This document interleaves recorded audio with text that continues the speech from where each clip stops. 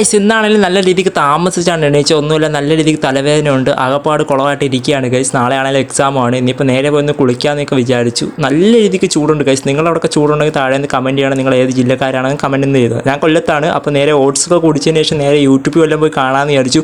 യൂട്യൂബിലാണെങ്കിൽ mister ബീസിൻ്റെ പുതിയൊരു video വന്നിട്ടുണ്ട്. കിടിലം വീഡിയോ ആണെന്ന് കണ്ടു നോക്കണം ഗൈസ്. അപ്പോൾ അതൊക്കെ കണ്ട് നേരെ ഇനിയിപ്പോൾ കാപ്പി കുടിക്കാമെന്ന് വിചാരിച്ചു. രാവിലെ തന്നെ അരിപ്പത്തിരി ഇറച്ചിക്കറിയാണുള്ളത്.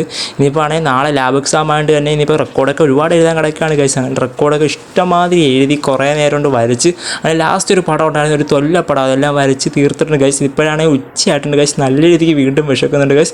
അങ്ങനെ 1:20 ഊണ് കഴിക്കാമെന്ന് വിചാരിച്ചു. അങ്ങനെ നേരെ പോയി ഊണ് കഴിക്കാനായിട്ട് കയറിയപ്പോഴത്തേക്ക് കിടിലം വിഭവങ്ങളൊക്കെയാണ് ഗൈസ്. പിന്നെ കുറച്ച് നേരം റെസ്റ്റ് എടുക്കാമെന്ന് വിചാരിച്ചു. അങ്ങനെ കിടന്നുറങ്ങിപ്പോയി ഗൈസ്. 5 മണിയായപ്പോഴാണ് എണീച്ചത്. പിന്നെ നേരെ പള്ളിയിൽ പോയി നിസ്കരിച്ച് പ്രാർത്ഥിച്ചു. നാളെ എക്സാമൊക്കെ അല്ലേ ഗൈസ്. പിന്നെ വീണ്ടും വന്നിരുന്ന് എനിക്ക് എഴുതാനും പഠിക്കാനൊക്കെ ഒരുപാടുണ്ടായിരുന്നു.